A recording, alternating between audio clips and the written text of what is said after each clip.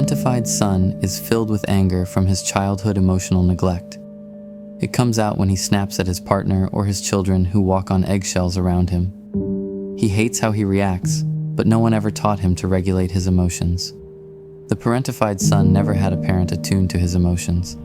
He rarely knows what he feels or why, and when someone shares their emotions with him, he gets defensive because he doesn't even know what to do with them.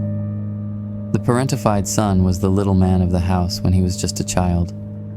He felt the weight of his mother's stress and stopped showing any fear or sadness because she looked to him to comfort her. He still feels he's responsible for her life choices.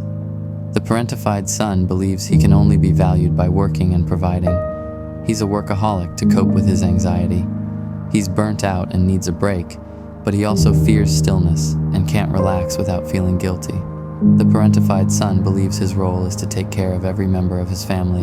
No one showed him that boundaries are healthy, and that no single person is meant to take on every burden of the adults around them. The parentified daughter believes her role is to fix everything and everyone around her. She keeps her depression a secret, and fantasizes about meeting the one person who will finally see her for who she is, not how she can perform for them. The parentified daughter desperately wants to be loved by anyone who takes any interest in her emotional world. She doesn't notice red flags, or she overlooks them because a part of her is still that child trying to survive in dysfunction. The parentified daughter never had a parent attuned to her emotions. No one mirrored her own reality back to her, so she's still confused about what she wants and who she is. Her entire sense of self. The parentified daughter feels like her life is in a haze. She can't focus. She forgets things. And sometimes she watches herself scrolling for hours, but she can't stop. Her burnout is from caretaking her entire life, and her body is in freeze, silently screaming, "Enough."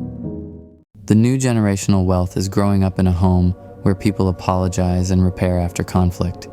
It's getting a call from a parent and wanting to pick up. The new wealth is witnessing respect between your parents, even if they're not together anymore.